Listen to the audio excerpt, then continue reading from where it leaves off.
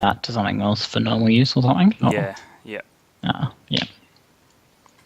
Hey guys, and welcome to the Diabloherald episode number 7. The Diabloherald is a podcast where we talk about Diablo-related news and anything as it relates to the Australia and New Zealand region. With me, as always, I have Highlander. How are you today? I'm good, mate. I'm good. That's good. And we also have Ziggy again. How's it going, Ziggy? G'day, Hogo. I'm great, thanks. That's good. It's good to have you on. So we've got some cool things to talk about. What's coming in the patch 1.0.3. They gave us a bit of a sneak peek into that. And also the Reddit Ask Me Almost Anything questions. I picked out a few from there that I thought were interesting. Don't really have time to talk about all of them, but there's a few interesting ones there. Also, there was a few security things to talk about, and yeah, so I guess we'll jump into it. So, coming in patch 1.0.3, we have there's a few things. I'm not sure when this patch is coming. Did they tell us like how far away it is, or give any indication like that? I don't think so, no. Yeah, so not really Weeks. sure. Yeah, how far it's but going not to be. too many of them. Right. So a lot of changes in this that I didn't expect them to make, but it looks like they've decided to jump in the deep end and change these things. The first is they're changing the drop rates for items. So at the moment in Act 1 of Inferno, you can pick up level 61 items or item level 61 gear and below. So nothing better than an item level 61 will drop in Act 1. Now they're changing that so that there's a small chance of higher level items dropping. So you have a 8% chance of a level 62 item and a 2% chance of a level 63 item to drop in Act 1 Inferno. It's a pretty small chance, but it is a chance, and I guess that's going to help people, get those better items to get through the next acts easier. So, are you happy about this change, Highlander? Do you have any thoughts on it? Yeah, I'm stoked. I think it's really cool. Really, whilst it is a bit of a nerf, I suppose, to the way things are dropping, and those people that worked really hard to get all the way to Act 3/4, for them it's perhaps a little bit of a bummer because they're not as far ahead of the pack as they were. Overall, I think it's really good, and just for the future of the game, I think it's really good. I think that it's very cool in one respect because this is exactly what Inferno was supposed to be. You were supposed to be able to play wherever you wanted and not be disadvantaged, and you could just explore whatever cool area you liked. And now you can go and ruffle stomp packs in Act 1 and kill stuff 4 times. Ooh, sounds like you cut out there. Lost Highlander's mic. Ah, man. There you are. Riddled with issues. Yeah. Today. All right. Anyway, I was just saying that I think it's cool because you get to play wherever you want to play, and you can kill stuff 4 times as fast in Act 1, or you can grind through Act 3/4, and really that's exactly what Inferno was supposed to be in the very beginning. You were supposed to be able to do what you wanted where you wanted.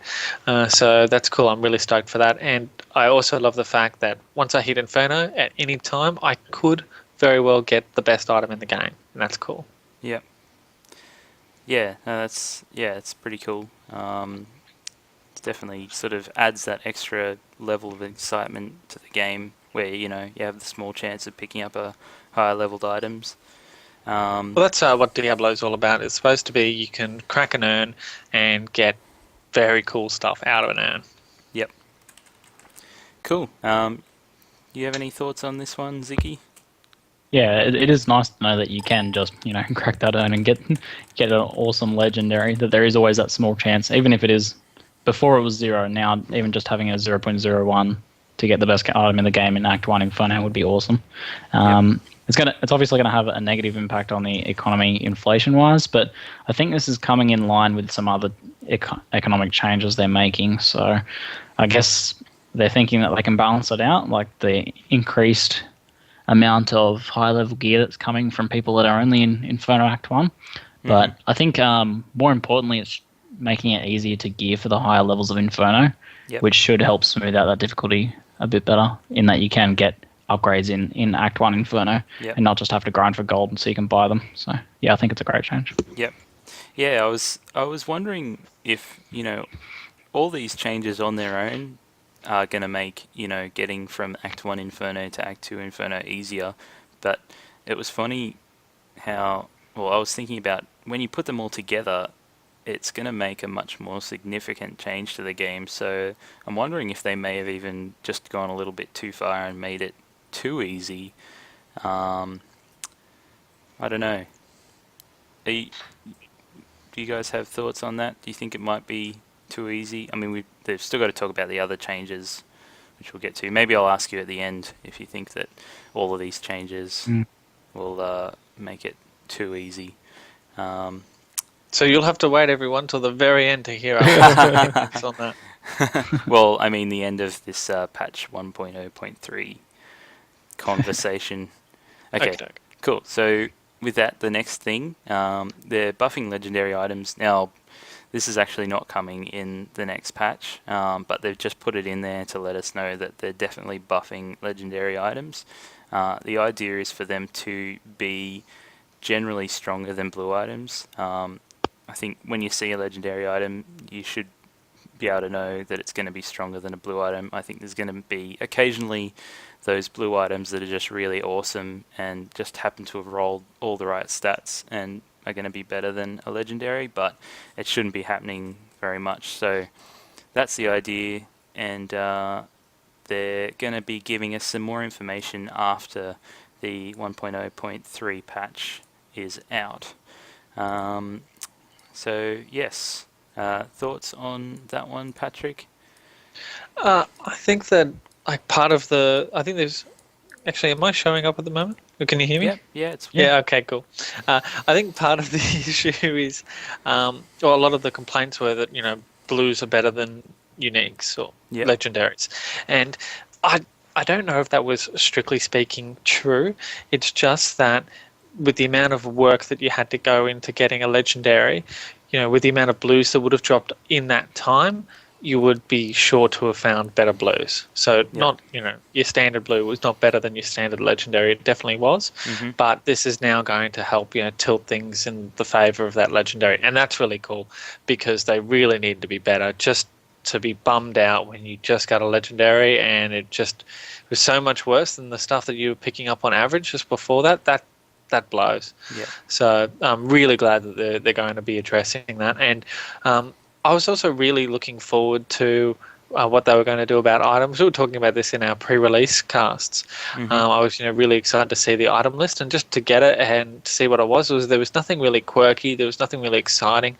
And the flavour just didn't seem to be there out of those items. And now that it looks like they're going to be spending some serious time on that, I'm really keen to see how it looks, because Diablo 2, you always had those legendaries that have some of those must-have legendaries, and your build was just flawed if you didn't have it.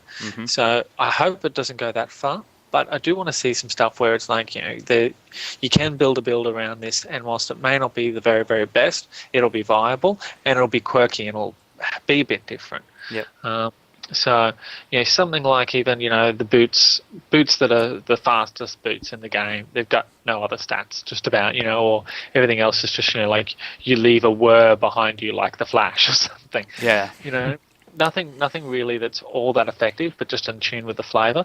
Obviously, unless you need to move fast, those boots wouldn't be a must-have, because they'd be underpowered because run speed is not everything. But it would be cool to have a total flavour around it. So things like that, I'm really hoping they get right. Yep. Cool. Okay, Ziggy, have you got anything to add to that? Yeah.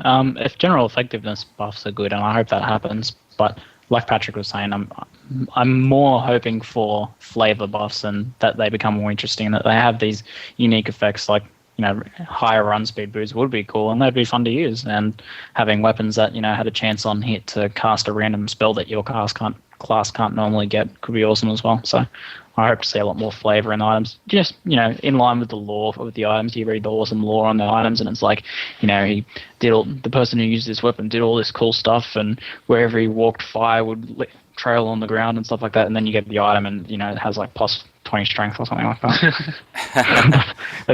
It'd be nice for it to actually leave fire wherever you walk and stuff like that. So yeah, that would be cool if they did something like that. Yep. Just made them more interesting at least. Yep. Yeah. Definitely. You should be able to look at the item and have that theme to it. Cool.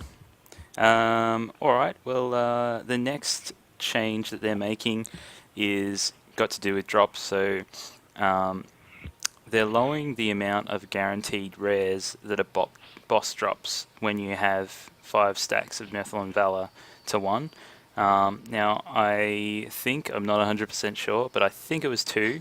And they're now changing it to 1. Basically, in exchange for this, all champion and rare packs will now drop a bonus guaranteed rare. So they didn't always drop rare items, but now there'll be at least 1 when you have 5 full stacks of Nephilim Valor. So the goal of this is basically to encourage people to play through the whole game rather than just doing boss runs, which I think is really cool because I'm not a fan of following formulas. I just like to play the game. So yeah, do you think this is a good thing, Highlander?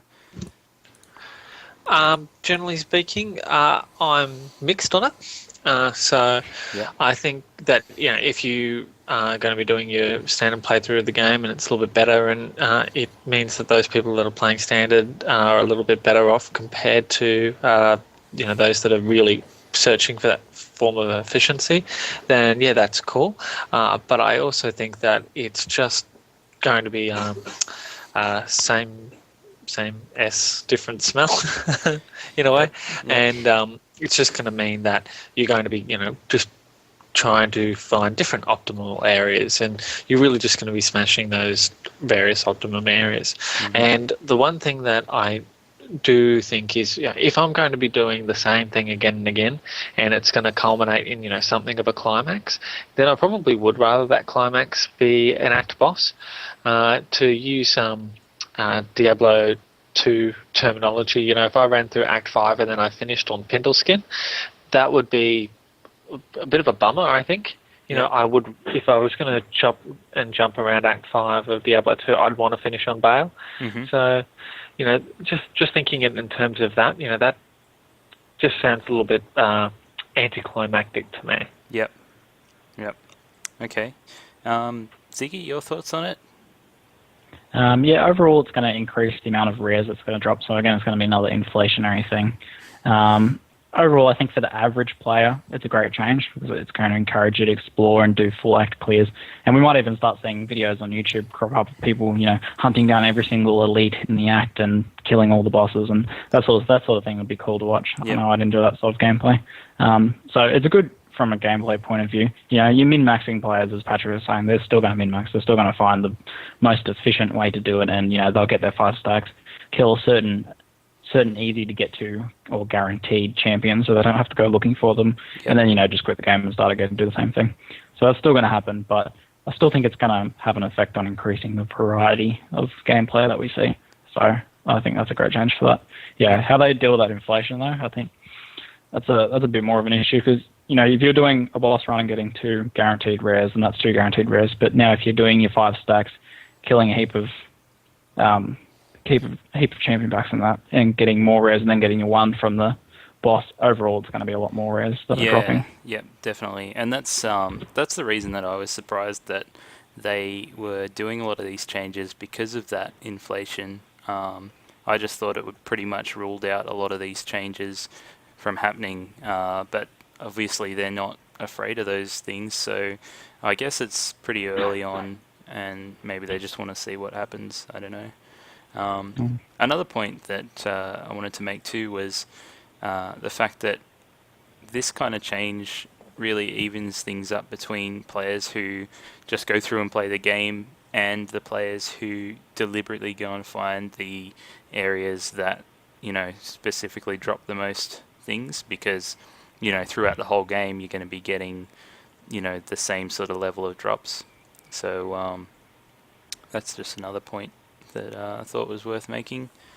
I think one good thing about it is that it might just mean longer games, which is less time going out and in again, which is, lame. So anything that encourages longer continuous games is a good thing. Yeah, definitely. Cool. Awesome. Well, let's go on to the next thing. They're removing the bonus damage monsters make in multiplayer. So the current problem is that multiplayer is, noticeably harder than single player. I don't know how noticeable it is in, the other difficulties, but Inferno, it's just easier to play single player than it is multiplayer. I don't think Blizzard would ever use the word problem, and if you read what they've actually written about it, it's very carefully worded, I think, the way they've written it. But the idea behind this change, I think, is to make multiplayer not harder than single player, because they always want to encourage people to play multiplayer. I think it's pretty cool, but it'll be interesting to see how it changes the game. Do you think this is a good thing, Highlander? Are you happy about this? Yeah, I one of the biggest bummers I had since release was finding out that the most efficient way to play through was to play through single player. That really sounded very, very, very lame to me. Yeah, definitely. So I want to be playing with friends, especially now that Inferno is kind of, a bit of a level, or going to be a bit of a level playing field. If I've got a friend in Inferno, I'm not going to play by myself. I'm going to hit join game. So that's what I want to be able to do. Yep. Yeah, that's definitely a good point. Anything to say on that, Ziggy? Yeah, anything they do to encourage multiplayer is great, but I don't know. I don't think multiplayer was harder in the lower difficulties. I think in Inferno, multiplayer is almost impossible, and no one is really going games higher than 2 people in Inferno. That's just not viable to be able to do that. Yep. So I think removing the damage is going to help that for Inferno, because the damage is the main problem with Inferno, I think. I think having higher health, you can sort of handle that, have more drawn-out fights, and still, not get one-shotted, that sort of thing. So I think it's a good change, but maybe, I don't know if it's too easy, I'd like to see him just increase the health up a bit more. The scaling's currently like 75% per player, I think, isn't it? In terms of health, yeah. Yeah. That sounds about right, yeah. Yeah, so I'd like to see something a bit higher. Like in Diablo 2, I thought it was like 100%, so maybe like 85% or 90% or something like that. Scaling of health would make longer, more interesting fights, which I like. Yeah. But, I suppose I haven't played enough, with 4 people to really test out, what the difference is in Inferno, because, the monsters sometimes have a lot of health, but I guess the problem is more that the damage that they do, because if you can stand up to them, then it's just a matter of, keeping on hitting them until they die, basically. So, yeah, I don't know. Further testing required, I think, on that one for the health thing. Was there anything else you wanted to add? No. This is like a straight nerf to Inferno, which is a bit of a bummer.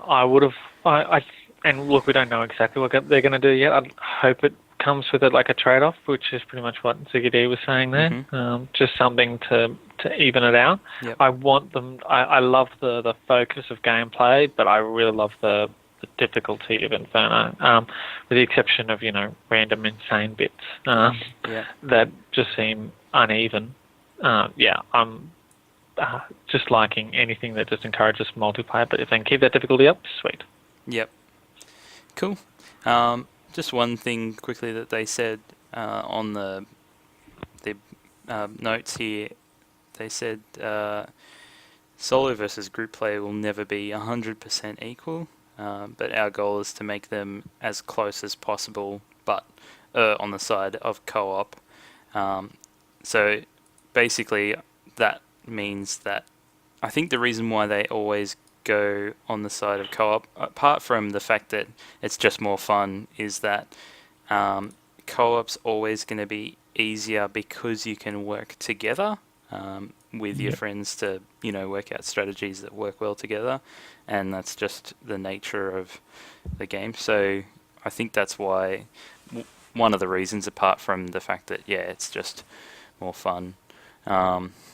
So, I just wanted to add that as well. Anything else to add real quick? Nope. No. Cool. All right. So the next one is they're changing the Inferno difficulty curve, lowering the health and damage of monsters in Act 2, 3, and 4. Now, it's different to the last one, obviously, because it affects, solo as well.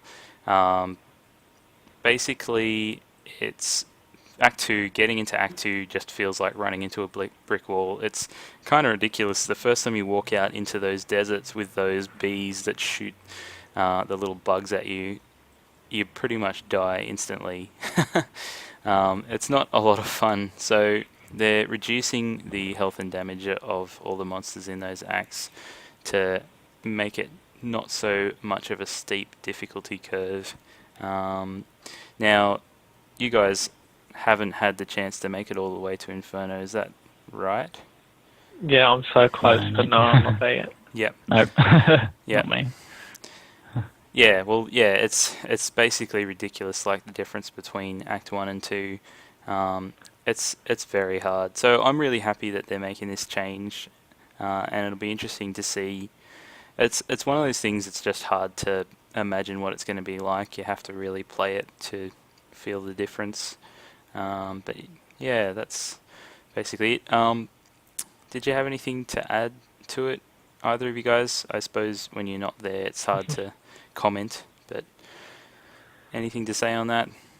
The general sentiment of it seems to be that most people aren't happy with the fact that they're reducing the difficulty of Inferno, because that challenge is there, and people are eventually going to be able to gear up to a point where they can get through it. Maybe not the average person, but the really hardcore playing person will be able to do it. I do think they should. It says they're changing the Inferno difficulty curve, like leveling it out so there's not a sudden spike where you're dying and you can't get past that, and then the next bit's easier, and it's just like that sort of thing. Maybe changing some of the affixes around and leveling out the damage that enemies are putting out. But overall, I'd like the difficulty to still be very difficult. Yeah. I guess it's still going to be hard, but I don't want Inferno to feel like hell or anything close to it. I wonder if it's more of a case of guidance. Like, if it is something where people are just playing the game wrong, then maybe they need a bit more guidance in terms of, like, I don't know how they would do it, but letting people know that, hey, resistances are really going to help you out here, or this stat that you have is really lacking and probably accounting for why you're dying so much. That'd be something cool. I think that is a really big issue. Like, in the earlier difficulties, when a normal mob winds up for a big attack, you don't need to dodge it, and it wipes off a bit of health, but there's nothing there to tell you that you will have to dodge this in Inferno, because it will one-shot you. I think it's good that those attacks will one-shot you, because, if a guy's swinging a tree at you, and he winds up for a 15-second attack, and you don't move out of the way, you should probably die. But there's nothing there to teach you that in the earlier difficulties, so it's only in Inferno. Yep. So, I think maybe guidance is a really big issue for it, and maybe nerfing the difficulty isn't actually the way to go. Maybe increasing the difficulty in earlier difficulties would be a better way to do it. Yep. Yeah, that's actually a really interesting point. I think it's just more about gradients, and are walls a good thing? Yep. Because people will hit, or people are hitting walls. Mm-hmm. And look, I haven't been there, so I'm not talking from a place of authority, but just talking through with. I've got a lot of friends that are there. My brother's there, and just the sense of achievement of I can now do Act 2. I'm now comfortable in Act 2 is really significant. Yep. And I think the item change was really good, because you still feel like you're achieving something in Act 1.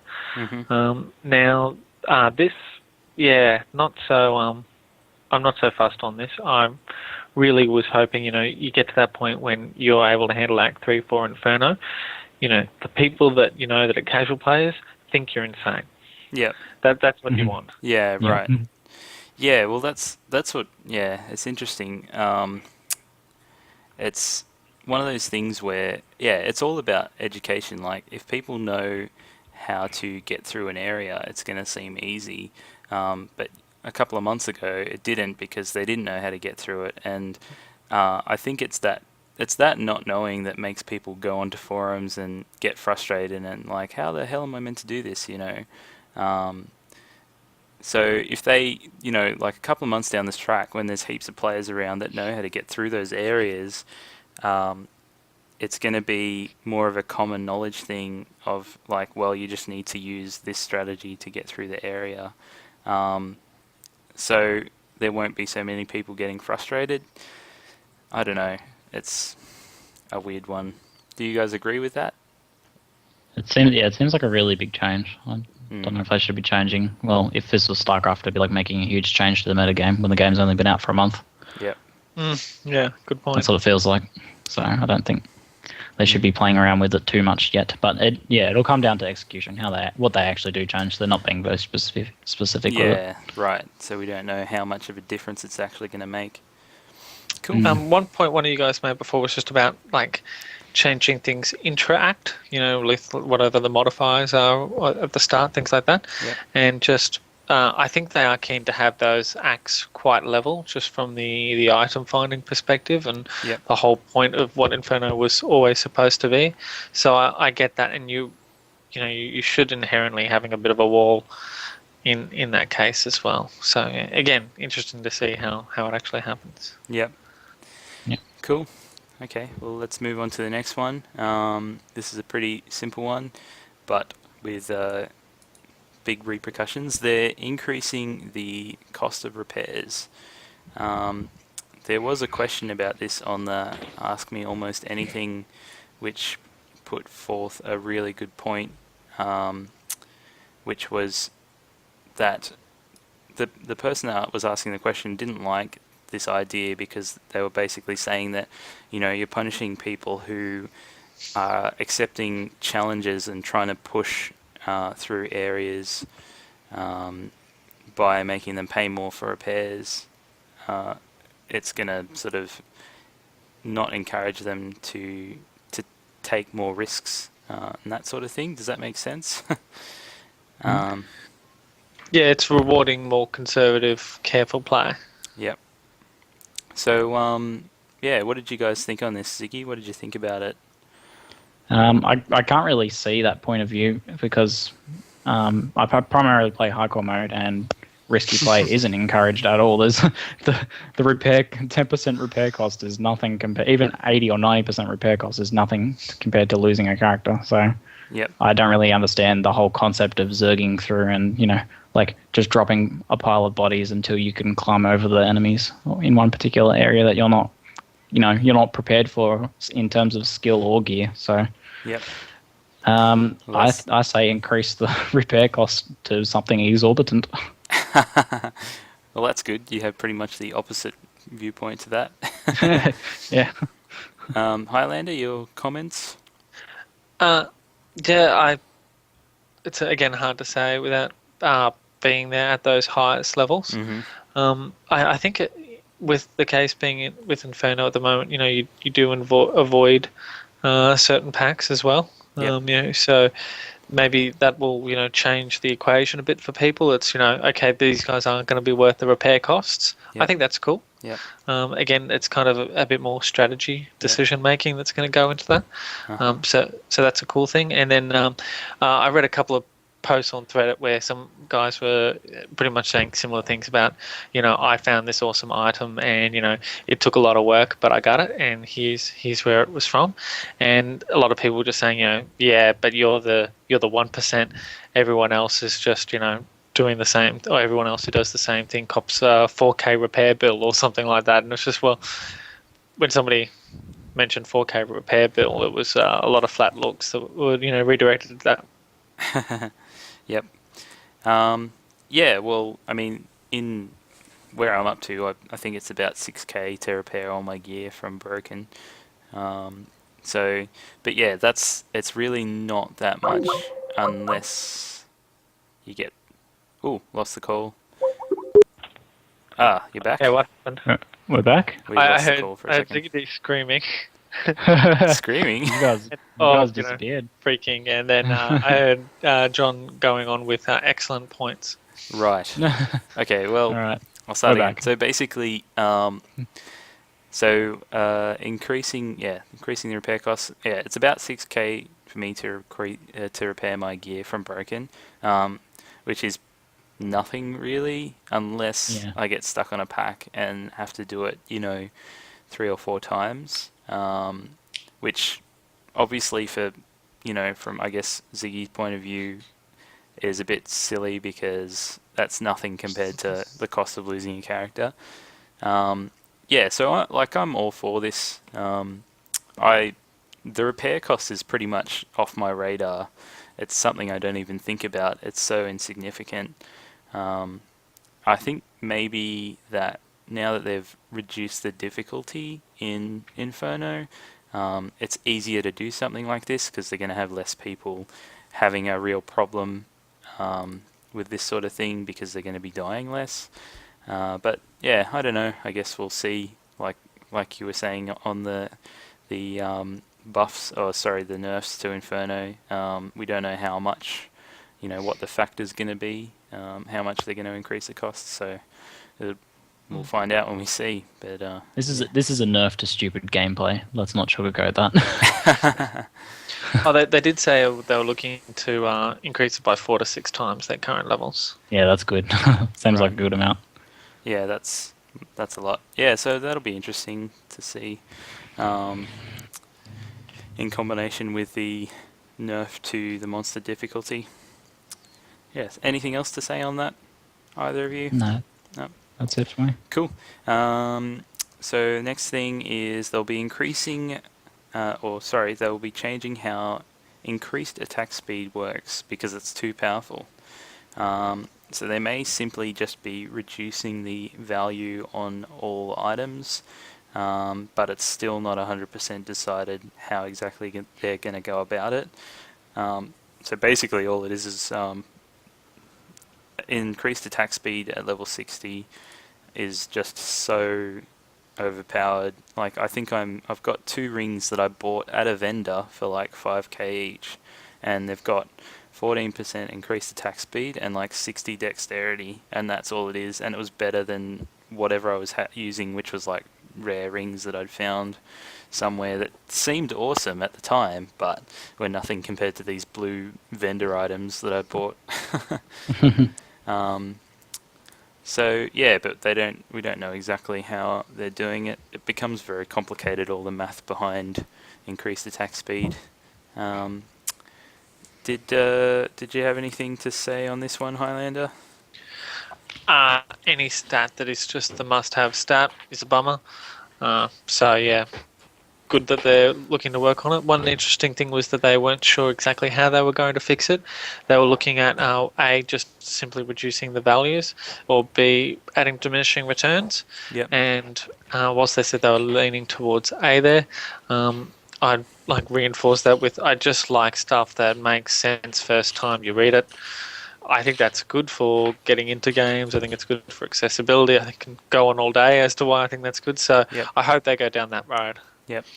Yeah, I think the reason why they were leaning away from the diminishing returns thing is because they were saying it adds another, variable, and not just a variable, but an invisible variable into the whole equation, which just makes the game that much more complicated again, and they really don't want it to be super complicated. Ah, we lost it again. My internet's going terribly today. Okay. I will call Ziggy back. Oh, is he back? There he Back. is. I don't know what's going on here. I think it might be my internet. There's a storm going on at the moment, so Oh it's no, probably Australian that. storms. Yeah. Thunder. It's affecting the stream as well as the call. So Oh, that's lame. Okay, well hopefully it'll be alright. Might have Right, Um, so just attack speed. for some crowdsourcing to see it working for once, got all the fire trucks in chat, and he said Ooh. that he'd prefer diminishing returns, as you could just get attack speed on one or two items and then get a good benefit instead of having crap all value of it on heaps of items. Yep. So I think that's a fair point as well. Yep. Yeah. Cool. All right. So I think, yeah, as Pat was saying, it being an essential stat is bad. I don't like that. It is an essential stat on gloves, weapon, rings, and amulets at the moment. So all of those have attack speed on them at the moment. And also, I think, as Pat said as well, that I hate the idea of diminishing returns because it isn't obvious, and you have to know all the math and look into this stuff that isn't in any tooltips anywhere and stuff like that. So just reducing on items is good. This fix is also getting rid of some bugs where attack speed just wasn't working. So that's good as well. That's worth mentioning. That Okay. they're doing that as well. But yeah, Yep. I guess it's not a bad thing. Yep. Okay. So we'll move on to the next one. They are reducing the cost of upgrading gems. So this is something that's happening because it's cheaper to buy gems on the auction house of the level that you need than it is to actually take, your chipped emeralds and upgrade them into, the next level and upgrade it all the way up. So the, previous cost? Oh no, sorry, I was just reading my notes. It's now going to be, they're all only require 2 gems instead of 3. And it's way cheaper. So to make, where is it? I think we can go with way cheaper. Yeah, way cheaper. Well, put it this way: that from this flawless item to a square gem, it's used to cost 20,000 gold. It's now going to cost 100 gold. So that's like just so much cheaper. And this is only for gems below the ones that you can pick up, not for anything beyond that. They're still 3 and more gold. Right. Yep. Yeah. Cool. Well, that makes sense because that kind of they're not as plentiful. Yes. Cool. Anything that encourages me to actually go to the jeweler as opposed to the auction house for gems is cool, because the jeweler just sounds so cool. I love him. Yeah, me too. Yeah, definitely. I mean, to be honest, I have been upgrading my gems anyway, and I've got a whole bunch of gems sitting in my stash just because I just can't bring myself to use the auction house instead of the artisan. It just doesn't make sense in my head. So, yeah. But a lot of my gems are just sitting in my stash because I look at it and go, 20,000 gold. I don't want to spend that. I know what your problem is. If you use a calculator, it might help make sense in your head. You'll need to use that minus symbol, and you'll work out your saving there. Yeah. I just don't want to go there. Cool. This is just like a direct fix to the problem, so I'm all for it. Yeah. Because it's only nerfing the costs on the ones that you can pick up, which are the ones that are the problem. Everything else scales economically because people want to make back the money. Like, almost, it's not at the moment because people are being stupid and charging stupid prices for their gems, or like undercutting themselves because they can't work out in their heads that Blizzard takes 15% cut. But that'll eventually sort itself out. Like, market arbitrage always sorts that sort of thing out. So Yep. it's just a direct fix. It's awesome. Yep. Cool. Very well put. And with that, I think we'll go into the Ask Me Almost Anything questions that I've got here. Just got a couple of them. So, the first one was actually one of them that was left out and then added later by one of the blues on the forums. It was talking about the difference between melee and ranged in the game. So it asked, can you please explain / reconcile the disparity between melee and ranged in the game? Basically, it's a lot easier to play ranged in Inferno than it is to play melee. Now, this is not necessarily true for hardcore. Apparently in hardcore, there's not so much of a disparity, which is interesting. So they've said that a large number of the changes in patch 1.0.3 are actually targeted at closing the gap. Now, let's see. So basically, a ranged player can do a huge amount of damage to an elite enemy, die, respawn, and basically just DPS the enemy down with repeated deaths. Obviously, that can't happen in hardcore, which is the explanation of, there not being as much of a disparity in hardcore. But the things in the new patch that are changing are going to close this gap. One of them being repair costs, obviously, makes having those deaths, less lucrative. No, that's the wrong word. Costly.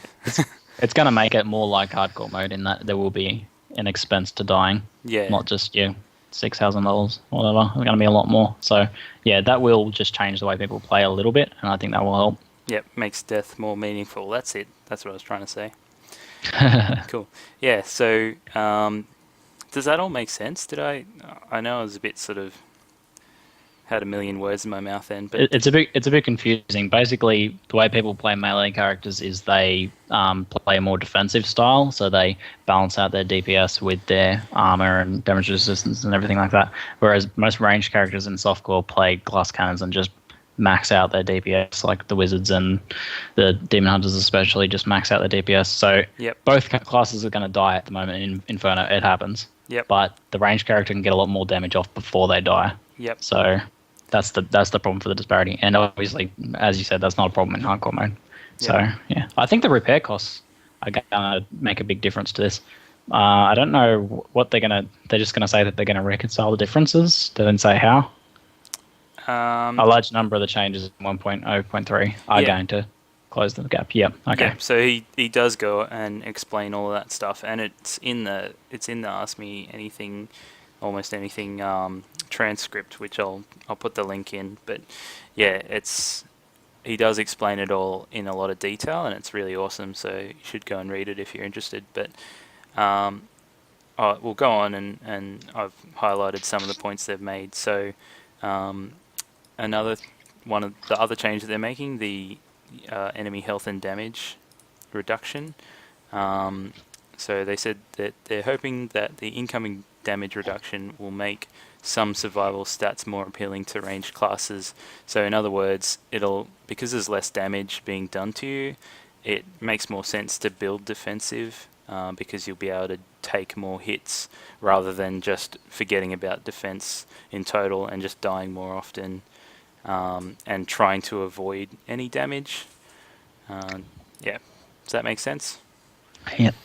Cool. Yeah, well, I think it's for that and the next point which you're going to make, just pointing to the damage reduction in co-op, which we talked about before. If you're playing a demon hunter and you're using smokescreen all the time to completely avoid damage, and if you take one hit you are going to die, or you're playing a wizard where you're using a lot of teleport and using a lot of decoys, then again, if you take a hit you're dead. So almost all of these buffs don't actually affect you at all. Only the health reductions actually impact you if you're taking one hit in either case. Yep. Mm. Yeah, right. So these things are helping out melee a lot more than they're helping out the ranged classes. Yep. Therefore, bringing them closer together. Yep. And closing that gap. Cool. So another few things which was in that I thought was interesting was the bees. They're tweaking the AI on that so that they run away less often, which is awesome because that is just the most annoying thing in the game. So annoying. As a melee character. Right, yeah. Not as a ranged character, it's not such an issue. Yep. Trying to play with pets, that's really also very annoying with pets. Yep. Yep. And another thing he said was, what was his name? Wyatt something? Do you guys know what his name was? Wyatt, one of the head guys. I can't remember. I think it was Wyatt McAwesome. Was that? If you read his stuff, he seems like a really smart guy, actually. So, yeah. Yeah, no, he deserves White McAwesome, absolutely. I'll find it. You guys keep going.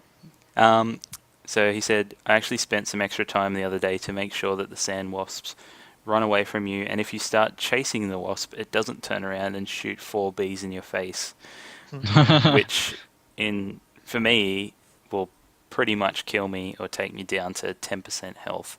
So I'm really glad. Like, that's one thing, you're chasing after them going, please don't turn around, please don't turn around. So, yes, that's another cool thing. One White more. Cheng. That's it. Is if you sidestep the Dark Berserker's power hit, so that's the one where he does the big swing and it makes that that noise that's just really easy to hear. Sometimes they'll actually follow you if you run around them in a circle. So now they're working on, if you sidestep them rather than just run straight backwards, he won't turn and track you as he swings. I'm pretty sure there's actually a glitch with them as well that's causing them to hit you twice. Yeah. Oh, really? Okay. Yeah, with that attack. If they land the first one and you move, then it lands twice on you. So that's like proccing people's monk ability and then causing them to die afterwards. And I've heard of a hardcore death that happened to that. So wow, I haven't heard of that one. Pretty rough. So I'm guessing that will fix. If they stop them from tracking as a swing, then that's going to fix that as well. Well, the whole tracking thing, it seems like a bug to me too, because I'm pretty sure it doesn't happen every time. It just happens sometimes. Because I'm sure I've sidestepped the attacks before. It might have something to do with timing. I don't know. But yeah, I know I've sidestepped them before and it's missed. But I've also tried to sidestep them and died from it. So yeah, I was happy to hear that, and that's why I wanted to highlight that one.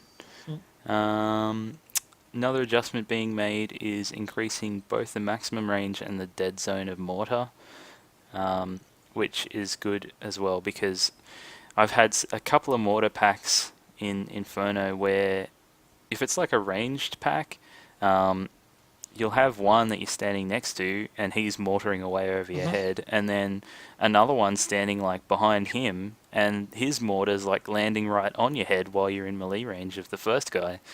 And that's just really annoying. You kind of want to smack your head on the table and go, what the hell am I supposed to do? Yeah.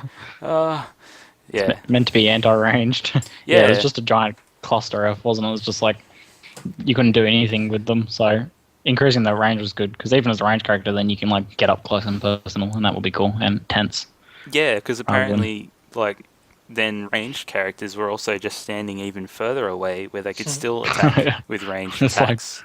Like, ranged characters are fine. The mortar's only a problem for melee characters. It doesn't make any sense. Yeah. Not as intended, that one. Yep. So I'm pretty happy about fix. them fixing that up as well. Yep. Sometimes the mortar seems just way too close, and I thought I heard someone saying something like the range of the mortar was based on the model size of the monster. Have you guys heard anything like that? Wouldn't surprise me. Heard that, no. Yeah. We'll have to do some research on that. Cool. What's the next one? So the next one is, this is a guy talking about lifesteal, saying that it's basically useless in Inferno because there's an 80% reduction. It makes it a wasted stat, and was asking if there's any plan to make lifesteal remotely useful. The answer to that was, the reason lifesteal settled at 20% is because over the next few months the relative value of lifesteal will probably go up. This is because they expect the amount of overall damage you're doing to be going up by a lot. So because it's relative to your character's DPS, once characters reach, farmable Act 4, they expect people to be doing a hell of a lot more damage, therefore life-stealing a hell of a lot more. And this was the figure that they've come up with, an 80% reduction. So that's pretty much all they've said. So I'll just read this last bit out. To make a long story short, lifesteal is tuned around where, oh yeah, this is basically what I just said, where we expect DPS to output to be in months from now. I should have just read this.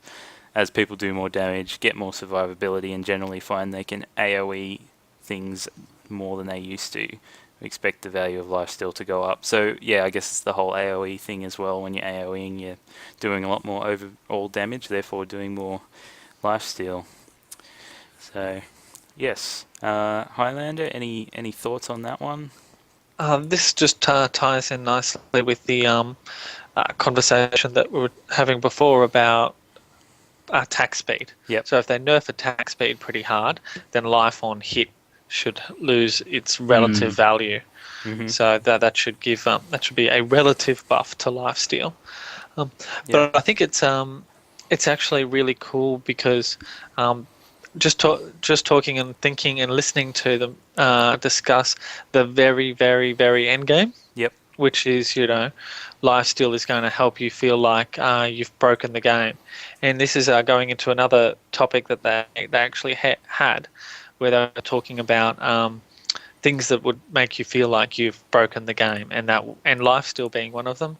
They also mentioned they had planned some things for months from now, including no level requirement on gems, and the reduced level requirements going up to as far as minus 18 levels, I think they said. Mm-hmm. So and that's really, really interesting because there's really going to be that point where you are just smashing through stuff, and if you want to level a character to 60, even by playing standard, you're going to be able to send down a socketed weapon, and and 3 socket chest armor, 2 socket pants, blah blah blah, and your character is just going to be one-shotting everything for 2 whole difficulties, which is just it will really feel like you've broken the game, but it's going to be so hard to get to that you deserve it. So I think that's kind of cool. I do want to feel that incredibly good at some point, and I want it to be really hard to get there. I want to look back and say, wow, I remember when I had to hit stuff and then run away and then shoot again. And that was really hard. I used to die here all the time. So anyway, I think that's the bigger, more interesting takeaway out of it all. Yep. Yeah, that's definitely a good point. Did you want to add to that at all, Ziggy? Yeah, it's funny. Like I've always hated lifesteal because I just thought it was absolutely useless. And they based this 80% reduction off their internal testing, where every person was using lifesteal, even with like a lower reduction, like 60% reduction in Inferno. Yep. So that's interesting that they are confident that's going to be that good. And as Pat said, it is with the attack speed change, it's going to be an indirect buff to it. And yeah, that concept of breaking the game is, I think it's cool to have. Like I remember Diablo 2 being a level 30 peasant and seeing the level 90 somethings just looking ridiculous and running around at 5 times speed and all this sort of stuff. And they've obviously gotten to that point where they've broken the game. They've worked really hard to get there, and or dupe, but yep. But yeah, I don't know. It sounds good. I'm sort of converted about my thoughts on lifesteal. I still think it would be if it was somewhat useful early on. Like it's just completely useless at any lower difficulty. Mm-hmm. And then right at the end, like from the people in the chat said, sounds stupid. Make it crap now in case it's good later on. Which, yeah, it'd be good if they could sort of make it scale a little bit better in the earlier difficulties, because life on here is just so much better with any attack speed, even on a 2-hander. It's better. So, yeah, I don't know, bit of a mixed bag, that one. Yep. Cool. All right, we'll go on to the next one. Now, this question is, what do you guys think of the current monster affixes, and are you going to be adding more interesting powers or nerf the ones that are currently plain boring to fight against? For example, shielded minions. And their answer was that we think there are some very complicated and challenging affix combinations in there. In some ways, this can be a good thing, as you can get the feel for how you're progressing as a player and with your items. So suddenly the insane affix that you had trouble with a while ago is melting like butter in your DPS-y hands, which I thought was funny. So they also say that sometimes they can just be way too challenging. Shielding and invulnerable minions are two of these. So he also goes on to say they're making some changes to these monster affixes in the next patch. Shielding will cast less often, and the invulnerable minions, the health of the monster that you can actually damage, the rare monster, is being lowered. So that's an interesting thing that they didn't mention in the notes that they put in.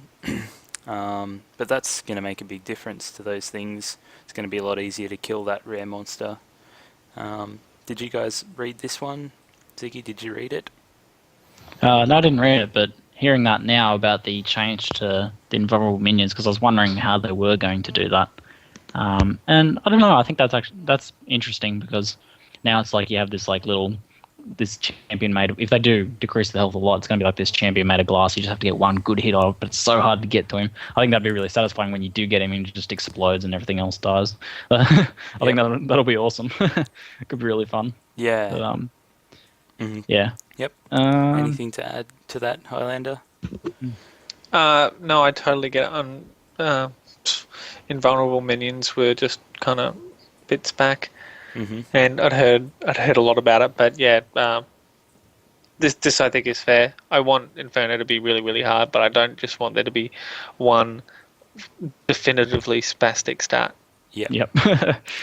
Yeah, that's it. Yeah, there shouldn't be. It should be like an equal difficulty across the board, rather than like just the one thing that you come up against and you're like, I do think there should be, there should be hard stats. Yep. There should definitely be harder stats. And, once you go, oh no, this has got all of them put together. This guy is, worse than, the devil incarnate bugger. And you want to run away from it. Yeah, well, I don't know. It's like, you might be able to like 3-shot Diablo, but these guys might be harder. So I don't know where else to go from there. Yeah. But anyways, but at the same rate, there should be hard stuff, but there shouldn't be one stat that no matter your class, no matter your build, is going to be. I guess melee didn't have it as bad, but it's almost always going to be straight up the worst. Yep. Cool. All right, let's go on to the next one. So this one, the same bot's been spamming the general channel every day with gold selling and nothing has been done. Is there at least going to be an ignore option so we don't have to witness it? And the answer is there's currently a bug that if you report someone for spam, it's supposed to automatically block them. It isn't working. They're looking into it. Please do report bots for spamming though. What else does it say? That's pretty much it. So just wanted to mention that one just to encourage people. Please do report bots for spamming, and they are going to fix that bug. So yes. Oh, we lost the call again. Awesome. You back? The storms. Yeah, stupid storms. Still waiting for Ziggy though. Yep. I'll just quickly mention one other thing that I thought was interesting. Have players discovered every zone in the game yet? And the answer is yes, which is a little bit disappointing. There we go. Hey. Sorry, what was that? I didn't actually catch it there, John. Have players discovered every zone in the game? Right. And the answer is yes. So, yeah, that's interesting. I was hoping there'd be some more cool stuff that we hadn't discovered, but I was wrong. Oh, yeah. Sorry guys, I dropped out. Sorry for butting in like that. That's all right. No worries. Yeah, I was sad that they sort of indirectly said that there's no fourth dimension unless they're just lying, that secret place people were looking for with the backwards music and everything like that. Yeah, right. Sorry, that's sad, but oh. So running a bit short on time. There's just a few other things that I think is worth mentioning. The authenticator is now required for the real money auction house. A note on this, Pat. Do you want to explain what that's about? Oh well, I mean, first up, it seems pretty straightforward. They've had concerns with the auction house. Auction houses are struggling, so not a surprise that they're going to get the authenticator. But just that if you look across the board, like there's just been a few issues that are, may be linked, but they might not be. There is one thing which we haven't gotten to discuss yet that kind of ties in, which is Asia, their maintenance and their was it the alleged duping that was going on the Asian server, and all sorts of problems that they've had there, and we'll cover that after. But for the moral of the story, Asia's had problems. Then they've also they also announced that there was a big LinkedIn hack lately, which the relevance to Diablo players is if you're using the same email and same password, you may lose your, you may get hacked or compromised as a result. And that was stuff that was released on the LinkedIn hack ended up getting tied back to some released info on a Russian forum. So Russianiness. And then they've also region locked Russia. So that's now Russians tend to be getting different versions or different pay rates or fee rates. I don't know what the word is. They are charged differently to people in different and other parts of the world. They in StarCraft 2 and Diablo, they've only had to pay an ongoing thing. So that's very different to what we're used to paying. We're used to paying that one-off expense and then that's it. But they've had a lower expense, or they can just buy the game outright. They can just pay and get it through the EU store at any time they want. But just the fact that they've taken that and decided to lock that in that way, it was designed to keep the game more accessible to Russians. But if we put all of these together, and considering Russians would connect very easily to Asia, there's just something a bit interesting there. Maybe there's a connection between all of those, and maybe they think that they're having problems with Russians gold farming and hacking. Okay. Well, so that's my conspiracy theory. Going back to the Cold War here, it's the Blizzard War. Right. Well, that takes us well into the next point. Now, there was an interview done by a guy, I can't remember his name. I looked before to remind myself, but now I can't remember what it was. But anyway, there'll be a link. And he was interviewing a gold farmer. It was pretty interesting, so it's worth watching if you're at all interested in stuff like that. But main point they also had a really good transcript on Inkgamers as well, if you don't want to listen.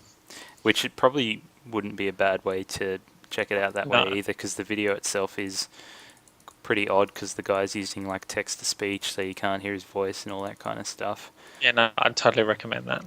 The video was pretty terrible. Don't sugarcoat it. He made a reduced version, which was a bit better, but it was still pretty dodgy. But anyway, it's got some interesting stuff in it.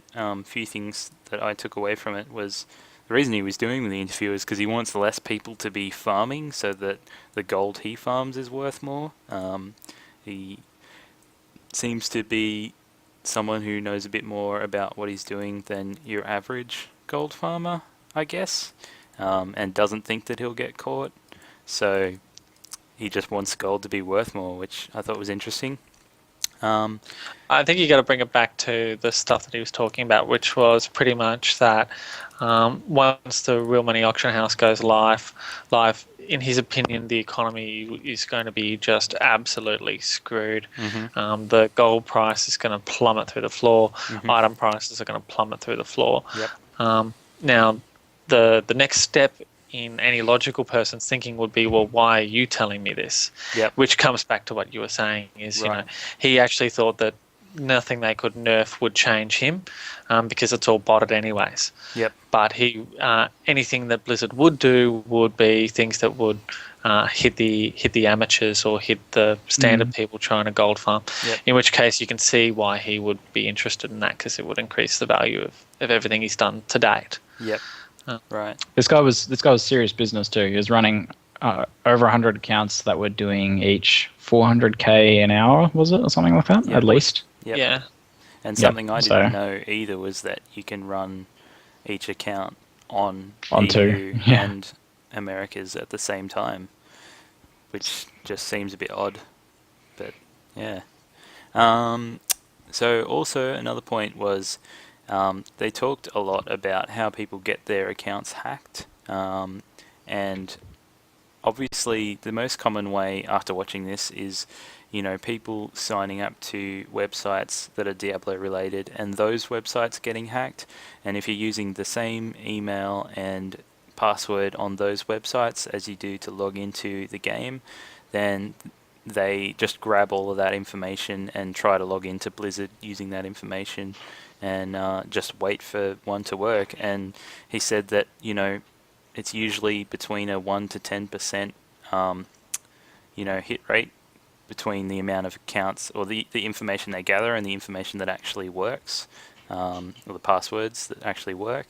But it ends up being a lot because it's really, really easy to hack these third-party sites that don't have that good security like Blizzard does. And he commented that Blizzard is basically bulletproof in terms of getting email and password information. So I thought that was really interesting. Yeah, and it kind of takes the trust factor away. You might have membership at all these different fan sites, and great, you totally trust the admins there because you know them, they're awesome, you've seen what they do. But it's not a matter of trusting them. They may not be able to protect your stuff from it's the completely up resources to of you these to guys. make sure that your email and password that you use for those things is different to important things, though, like your game and your PayPal. Because the farmer said that they would not just trying it against Blizzard games, like they weren't just trying it against Diablo. They'll try it against everything. They'll Trying against PayPal. Throw it against PayPal or bank accounts or anything like that, so just to see what does work. They just automate it all and see what works, and then steal your shit.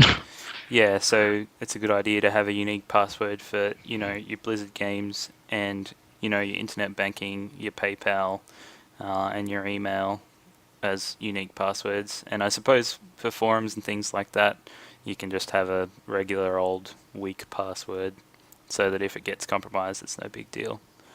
Yeah. Do you agree with that? Yeah.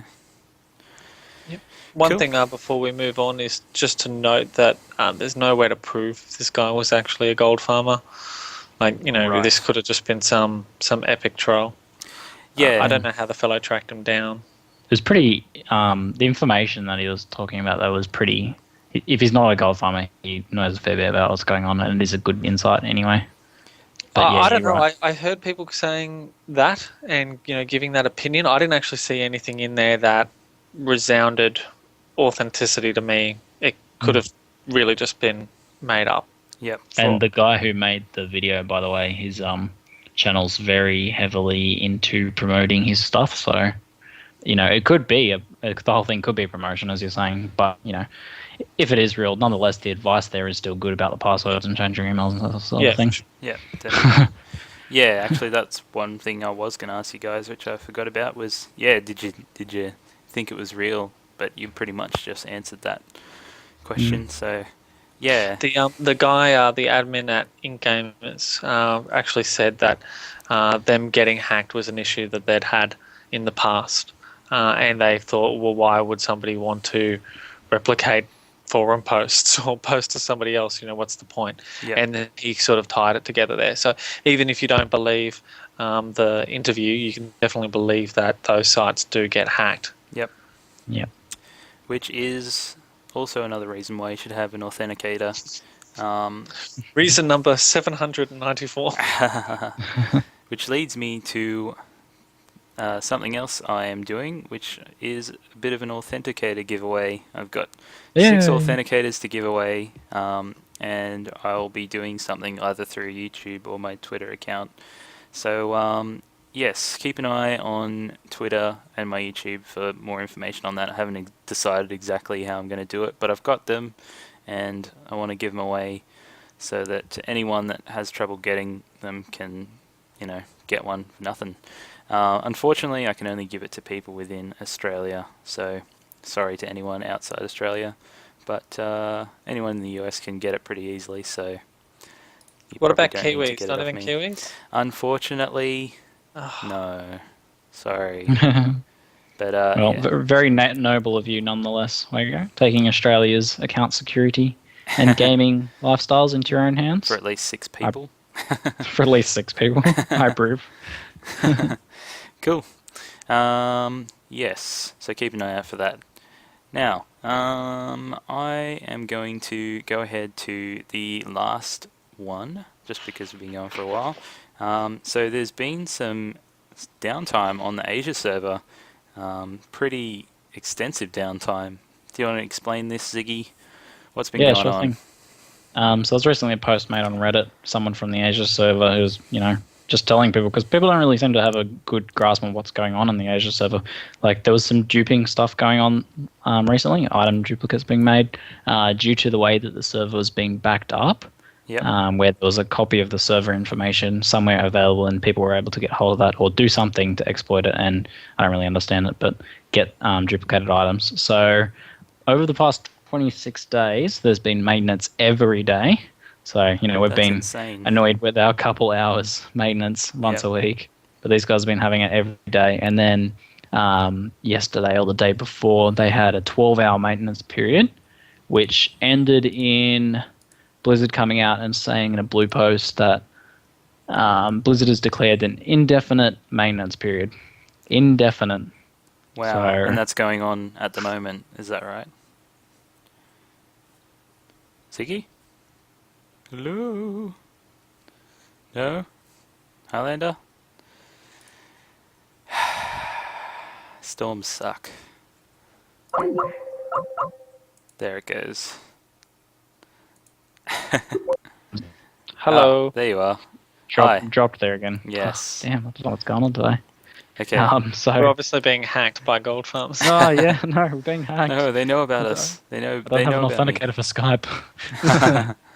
So, yeah, Yes. just having an indefinite period is pretty frightening, because all these people could be out for their purchase of the game, and with the 70 hours of downtime in a month, they're liable for a refund. But apparently, Blizzard hasn't been giving out refunds yet, so they obviously don't want everyone to panic about it. But it's pretty hard to not panic when they say indefinite maintenance. So, are they just gonna pack up and leave Asia?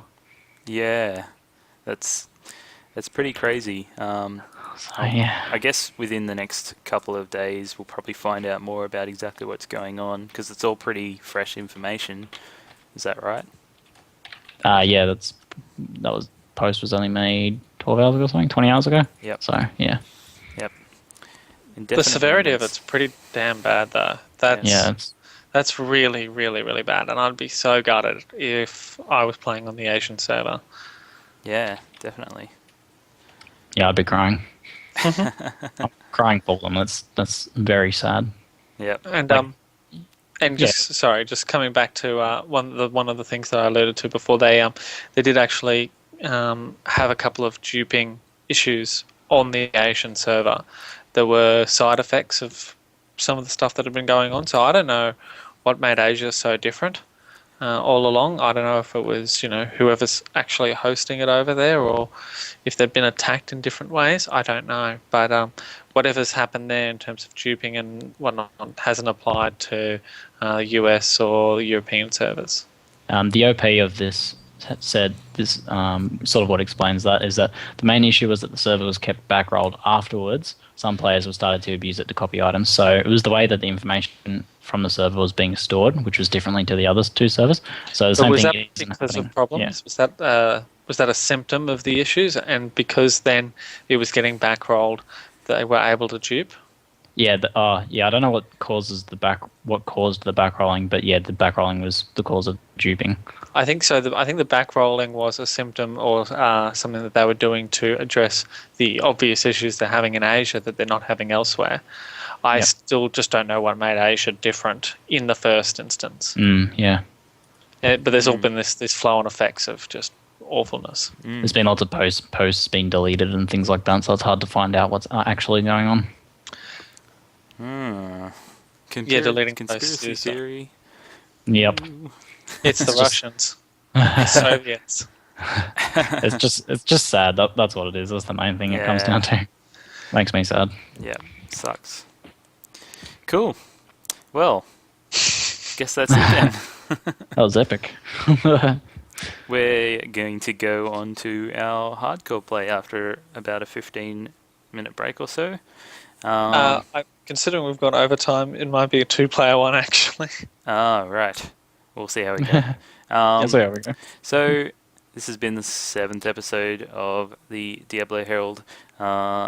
If you want to catch us, you can see us on our YouTube, which is youtube.com/Diabloherald. We're also on Twitch TV/Diabloherald. You can contact us on the D3 Down Under forums, which is just d3downunder.com. Always hanging around there.